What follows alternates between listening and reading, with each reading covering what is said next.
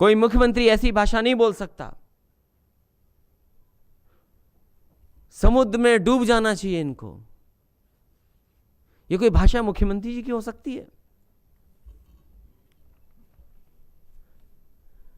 मुख्यमंत्री जी बोलते हैं इनके डीएनए में विभाजन है। अगर डीएनए का फुल फॉर्म बता दें मुख्यमंत्री जी तो हम जान जाएंगे हाँ आखिरकार मुख्यमंत्री हैं वो। जो डीएनए में विभाजन बता रहे हैं, कम से कम बताएं कि डीएनए क्या है और धर्म के आधार पे क्या क्या बोलते हैं। उन बातों को मैं नहीं बोलना चाहता हूं। कहते हैं पहले बिजली नहीं आती थी क्योंकि चोरों को चांदनी रात अच्छी नहीं लगती है, चोर अंधेरे में ही डकैती डालता है। मैं मुख्यमंत्री जी से कहना चाहता हूं कि समाजवादी सरकार ने थर्मल 660 सुपर क्रिटिकल प्लांट लगाए हैं। कम से कम आप लगा नहीं सकते हो, सदन में यही कह दो कि थर्मल 660 सुपर क्रिटिकल प्लांट लगे हैं पुरानी सरकार में। कभी सुना उनके मुंह से? कभी उन्होंने कहा इस बात को? हम तो कहेंगे कि एक बार ही कह दें कि उत्तर प्रदेश में थर्मल 660 सुपर क्रिटिकल प्लांट लग रहे हैं। कितना ट्रांसमिशन लाइन लगी है, कितनी ट्रांसमिशन लाइन लगी हैं। हम उनसे जानना चाहते हैं कि आखिरकार कितनी ट्रांसमिशन लाइन लगाई हैं आपने, कितने सबस्टेशंस बनाए हैं। और फिर जो काम संविधान के खिलाफ हो, जो काम पूरे भारत जनता के खिलाफ हो, अगर उस पे अपनी कोई बात रखना चाहे तो क्या भाषा है मुख्यमंत्री जी की कि पुरुष रजाई में सो रहे हैं, महिलाएं धरने पर बैठी हैं। क्या कोई कल्पना कर सकता है कि उत्तर प्रदेश जितना बड़ा प्रदेश, उत्तर प्रदेश की जनता ने जिसने मुख्यमंत्री जी को स्वीकार कर लिया, वो उत्तर प्रदेश के नहीं हैं, वो उत्तर प्रदेश के रहने वाले नहीं हैं, वो दूसरे प्रदेश से आए। कम से कम उत्तर प्रदेश की जनता का उन्हें धन्यवाद देना चाहिए कि उत्तर प्रदेश की जनता ने उन्हें स्वीकार किया कि वो इसके मुख्यमंत्री बन पाए। और उनकी भाषा देखिए, क्या है भाषा उनकी कि पुरुष रजाई में सो रहे हैं, महिलाएं धरने पर बैठी हैं। ये हमारी माताओं बहनों का अपमान किया उन्होंने। जातिवाद की बात करने वाले पाखंडी हैं। मोदी ने जाति पूछकर नहीं दिए घर, बिजली व शौचालय। समाजवादी पार्टी ने भी जात और धर्म के आधार पर लैपटॉप नहीं दिए। आखिरकार कौन पाखंडी है ये बताए। समाजवादी पार्टी ने आतंकवादियों के मुकदमे वापस लिए हैं। समाजवादी पार्टी ने अपने मुख्यमंत्री के कभी मुकदमे वापस नहीं लिए, अपने उप मुख्यमंत्री के कभी मुकदमे वापस नहीं लिए। हमारी समाजवादी सरकार ने कभी भी किसी बलात्कारी के मुकदमे वापस नहीं लिए। बिगड़ैल खिलाड़ी, समाजवादी पार्टी की आदत बिगड़ैल खिलाड़ी की तरह है जो सदन में खेल शुरू करके बीच में भाग जाती है। पता नहीं किस खेल की बात कर रहे हैं, कोई खेल इन्हें खेलना नहीं आता। बुलडोजर चलवा दो, ये कोई मुख्यमंत्री की भाषा हो सकती है? किसके घर के नक्शे पास हैं? पूरा लखनऊ अगर चेक कर लें आप, पूरी हमारी जनता ने न जाने कैसे कैसे घर बनाए होंगे। कानून से कौन सी चीज बनी है? बहुत सी चीजें नई कानून से बनी हैं, लेकिन जिसका चिन्हित कर लेती है सरकार उस पर बुलडोजर। क्या उन्होंने अपने सबके नक्शे पास कर रहे हैं? क्या उन्होंने सब अपने कानून से चीजें बनाई हैं? यह भी उन्हें सोचना पड़ेगा। अभी सुना है कि उन्होंने कहा दलालों को रास नहीं आ रही अन्नदाता की खुशहाली। इतना बड़ा धोखा, इतना बड़ा झूठ कोई सदन में बोल सकता है? इतना बड़ा झूठ बोल दिया गया। मैं उनसे जानना चाहता हूं, क्या उनके गोरखपुर में, महाराजगंज में, कुशीनगर में, देवरिया में, संत कबीर नगर में, बस्ती में, गोंडा में, फैजाबाद में किसानों को क्या धान की एमएसपी दिला पाए हैं? किसी जिले में दिलाए हो? पूरे उत्तर प्रदेश में किस किस किसान को कितना दे दिया एमएसपी? हम जानना चाहते हैं धान की क्या कीमत दी आपने। आप अभी भी गन्ने का बकाया कहते हैं कि कई सालों का हम जोड़ दें, कई सालों का हम जोड़ दें तो उतना भुगतान किया है। मैं उन्हीं से जानना चाहता हूं कि आखिरकार गन्ने के सुधार में और उत्तर प्रदेश में किसानों की मदद अगर किसी ने की तो समाजवादी पार्टी ने की। और आज भी जो चीनी मिलें और जो आधार खड़ा है वो समाजवादी पार्टी का देन है। कहते हम चीनी मिल बेच रहे थे। मैं उनसे जानना चाहता हूं कि अगर वो वाकई में योगी हैं तो सच बताएं कि आखिरकार उत्तर प्रदेश में चीनी मिल कितनी लगवाई हैं, चाहे वो नेताजी ने लगवाई हों, चाहे समाजवादी लोगों ने लगाई हों। कोई बताए कि कौन सी चीनी मिल हम लोगों ने बेच दी। और ठोक दो नारे का क्या असर है? ठोक दो नारे का तो असर ऐसा है, आ जाओ, ठोक दो नारे का तो असर ऐसा है। महाराज सिंह तो बैठ जाओ, तुम आ जाओ। ठोक दो का तो असर ऐसा है कि किसी का कुछ नहीं पता और कानून व्यवस्था में क्या नहीं हो रहा। इतनी लूट और भ्रष्टाचार कभी नहीं हुई होगी पुलिस विभाग में जितना भारतीय जनता पार्टी की सरकार में हो रही है। और मुझे खुशी है इस बात की कि पुलिस के अधिकारी रहे तो उन्होंने बताया कि क्या समाजवादी पार्टी ने स्ट्रक्चरल चेंज किया है, क्या इंफ्रास्ट्रक्चर दिया है पुलिस को। वो जो भवन बना है, पुलिस भवन, जो पहली बार घुसता है उसके अंदर वो ये नहीं मानता कि पुलिस का ऐसा भी भवन हो सकता है। और पुलिस को इसलिए इतना अच्छा भवन और इतना अच्छा इंफ्रास्ट्रक्चर दिया कि कम से कम जनता को न्याय मिले। लेकिन वहां बैठ करके लोगों ने अन्याय किया, लोगों के साथ झूठे मुकदमे लगाए। ये 100 नंबर इसलिए नहीं बनाया गया था कि आप उनकी गाड़ियां खत्म कर दें। 100 नंबर इसलिए बनाया गया था कि रिस्पॉन्स सिस्टम बेटर हो, लोगों को अगर जरूरत पड़े तो समय पर पुलिस पहुंच जाए, और समय पर पुलिस पहुंच जाए तो उसी समय लोगों की मदद हो जाती है। और कौन भूल जाएगा मुख्यमंत्री की वो भाषा कि सांप और छछूंदर वाली बातें ये कह रहे हैं। बताइए, ये भाषा है इनकी। अभी तो बहुत सारी और भी भाषाएं हैं उनकी, उसके बारे में नहीं कहूंगा। लेकिन एक बात मैं जरूर कहना चाहता हूं कि कल के भाषण में उन्होंने सदन में कहा, सोचिए आप, कोई अगर सदन में गलत बात कहे तो उसको कौन सजा दे सकता है? वो जनता सजा दे सकती है। और मुझे भरोसा है कि उत्तर प्रदेश की जनता सदन की कार्रवाई को देख भी रही है, सुन भी रही है और मंथन भी कर रही है। हमारे भारतीय जनता पार्टी की सरकार के मुख्यमंत्री जी ने कहा कि अन्नदाता के लिए एमएसपी की जो बात की जा रही है, उस एमएसपी को वास्तव में प्रधानमंत्री जी नरेंद्र मोदी जी ने किसानों को दिया है। बताओ, ये सदन में कहा गया। कौन स्वीकार कर लेगा इस बात को कि एमएसपी दी गई है? कौन स्वीकार करेगा इस बात को? न मक्के की एमएसपी मिली, न धान की मिली, पूरे खेती चौपट हो गई, बर्बाद हो गई। और जितने भी कानून बने हैं वो बड़े उद्योगपति, बड़े घरानों को लाभ पहुंचाने के लिए बने हैं, और खेती पे भी कंट्रोल बड़े लोगों का पहुंच जाए इसलिए कानून बने हैं। इसलिए आने वाले समय में हमें पूरा भरोसा है कि जिस तरीके से जनता भरोसा कर रही है, जिस तरीके से बड़ी संख्या में साथी जुड़ रहे हैं, मुझे पूरा भरोसा है कि भारतीय जनता पार्टी का यहाँ से सफाया हो जाएगा। इसी के साथ साथ मैं फयाज हुसैन जी का और पूर्णिमा जायसवाल जी का बहुत बहुत धन्यवाद देता हूँ, बधाई देता हूँ। उनकी किताब का विमोचन करने का मौका मिला। साथ ही हमारे कन्नौज के, गुरसाईगंज के स्वर्गीय खान अब्दुल हमीद खान वहशत के बहुत संकलन करके अच्छी किताब बनाई है, उसके लिए भी बहुत बहुत बधाई, बहुत बहुत शुक्रिया आपको।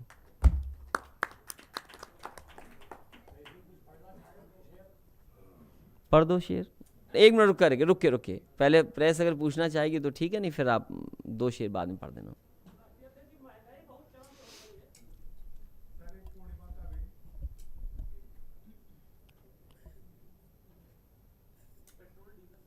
पिछली बार भी कहा मैंने और फिर कह रहा हूं मैं, सरकार न जाने कहां ये पैसे को लेकर के जा रही है। कहीं ना कहीं जो सरकार का घाटा है, जो सरकार की नाकामी है, उस नाकामी को आंकड़ों में छिपाने के लिए आम जनता पर ये भार डाला गया है। याद रखिए, जिस समय डीजल पेट्रोल महंगा होता है उसी समय महंगाई बढ़ जाती है। ये महंगाई बढ़ा करके इन्होंने पूरे के पूरे मध्यम वर्ग, गरीब, किसान, नौजवान सबके ऊपर भार डाला है। और गरीब ये सोच रहा है कि हम बचाएं क्या और खाएं क्या,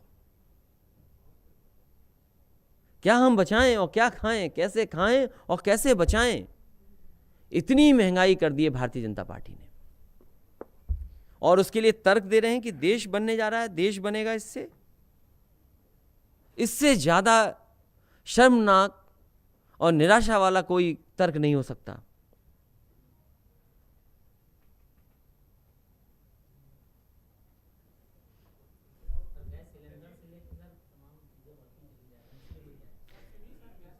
ये वही बात है जो मैं फिर कह रहा हूं कि महंगाई जानबूझ करके बढ़ा रहे हैं, क्योंकि उन्हें पता है कि आप महंगाई के बाद भी उन्हें वोट दे आएंगे।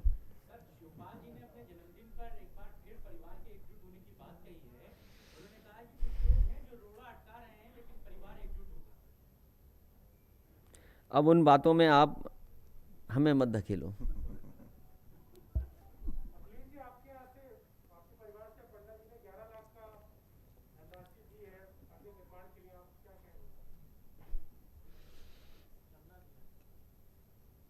ये मैंने आपसे कई बार कहा, आप भी चंदा मत बोला करो।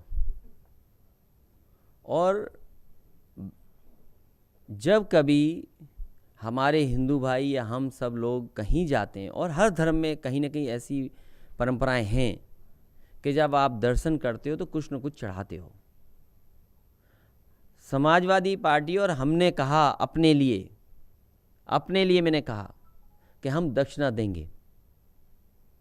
क्या दक्षिणा भारतीय जनता पार्टी को नहीं स्वीकार है क्या? और फिर ये तो भारतीय जनता पार्टी के लोग हैं जो आपदा में भी अवसर ढूंढते हैं। क्या ढूंढते हैं?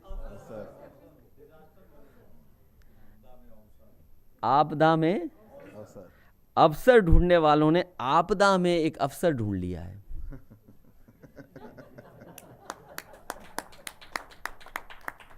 भारतीय जनता पार्टी जो आपदा में अवसर ढूंढती हैं, तो उन्हें अवसर ढूंढ लिया कोई।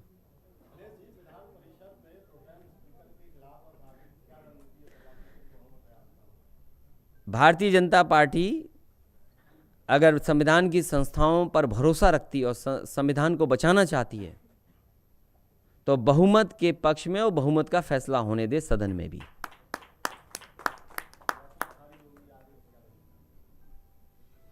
जो कानूनी होगी लड़ाई आगे लड़ी जाएगी। वो हमारे सभी जो सदस्य हैं विधान परिषद में तय कर लेंगे कि क्या क्या करना है उनको।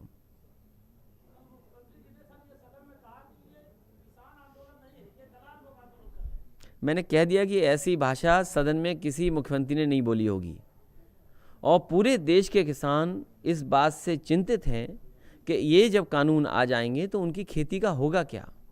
और अगर बाज़ार पे किसान को छोड़ दिया जाएगा, उनकी पैदावार को अगर बाज़ार पे छोड़ दिया जाएगा, कुछ लोगों के हाथ में पूरा कंट्रोल चला जाएगा, तो आखिरकार किसान कैसे आगे बढ़ेगा, मुनाफा कैसे होगा। धीरे धीरे पूरे बाज़ार और हर चीज़ पर कुछ लोगों का कंट्रोल हो जाएगा।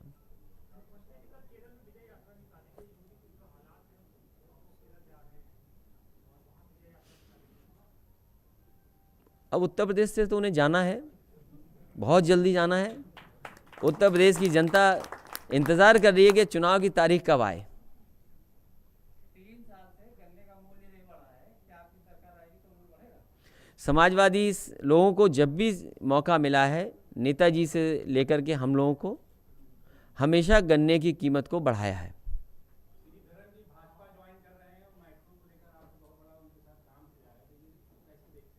नहीं, उस पर मैं कुछ नहीं कहूँगा। अब मेट्रो पे तो इतना कहूँगा, आप लोग लखनऊ के हैं, उत्तर प्रदेश में जितनी भी मेट्रो अभी बन रही हैं, जो काम चल रहा है, ये सभी की सभी समाजवादी पार्टी की और समाजवादी सरकार की देन है। और लखनऊ का देखिए आप, जहाँ तक समाजवादी पार्टी की सरकार ने बनाई मेट्रो, वहाँ तक मेट्रो जाती है, वहीं से लौट करके वापस आ जाती है।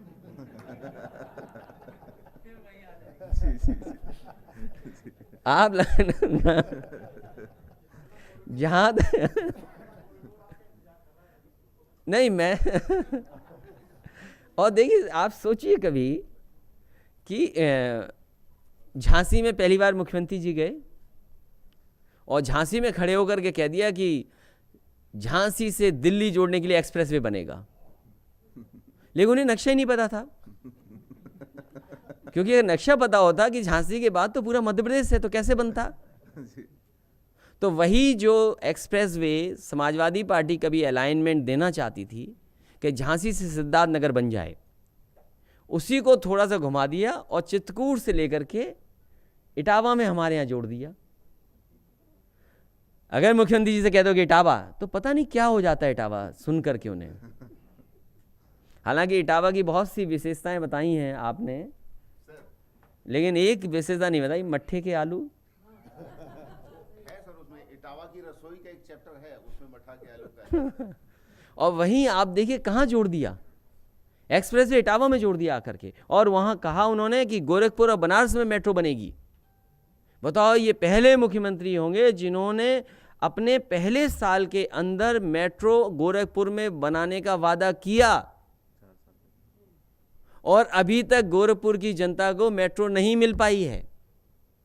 तो हम तो शीधन जी से निवेदन करेंगे, अब वो बीजेपी में चले गए हैं, उत्तर प्रदेश आ जाएं, गोरखपुर में जल्दी मेट्रो बनवा दें।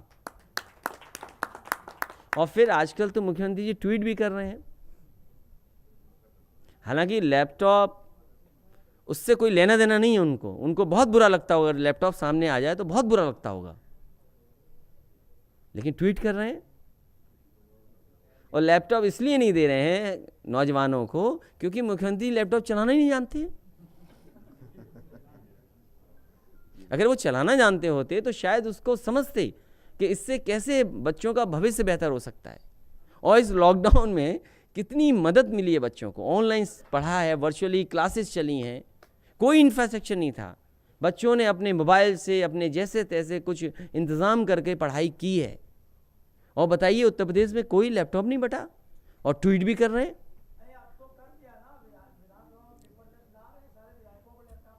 अरे विधायकों को लैपटॉप देने से कोई जनता को लैपटॉप थोड़ी मिल गया नौजवानों को। अच्छा, विधायक खुद चलाएंगे और फिर विधायकों को तो अभी सीखना पड़ेगा, विधायकों को तो अभी बहुत सीखना पड़ेगा। नहीं, मुख्यमंत्री जी को सीखना है नहीं सीखना क्या पता, ज़्यादा सीख लिया उन्होंने।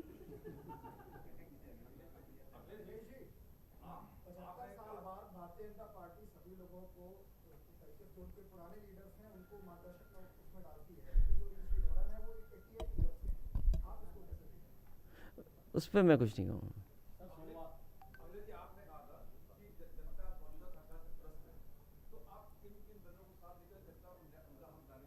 ये मौर्य समाज कितना बैठा है, पाल समाज बैठा है, हर वर्ग के लोग आगे जुड़ रहे हैं कि नहीं जुड़ रहे हैं।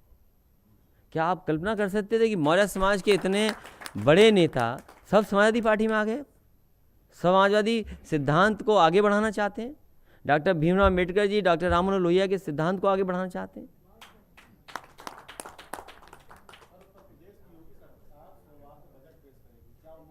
क्या है वो बजट वाले दिन बोलेंगे। क्यों, आपको कुछ उम्मीद है उससे? जब आपको खुद सोचना चाहिए, दिल्ली की सरकार ने प्रेसिडेंशियल एड्रेस में $5 ट्रिलियन इकोनॉमी की बात ही नहीं की। इतना बड़ा बजट पेश कर दिया दिल्ली सरकार ने, $5 ट्रिलियन की बात नहीं की।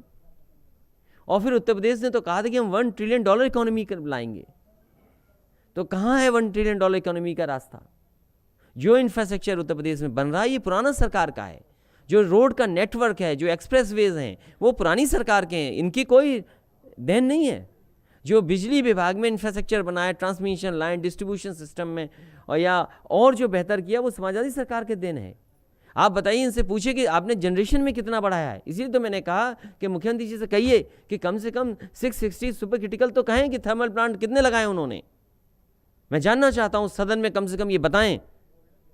जब बहुत सी बातें कह रही है सरकार, तो कम से कम बताए कि 660 super critical thermal plant Uttar Pradesh में भारतीय जनता पार्टी की सरकार ने कितने लगाए हैं।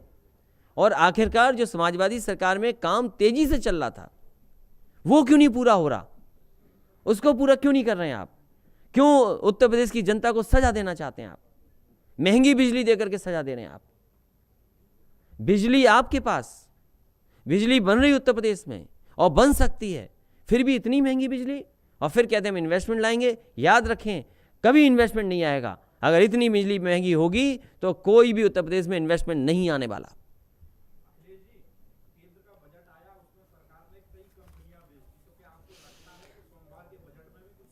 दिल्ली की सरकार बड़ी चीजें बेचती है, उत्तर प्रदेश की सरकार छोटी चीजें बेच देती है। अगर उन्हें लग जाए कि छोटी चीज है, वही बिक जाएगी।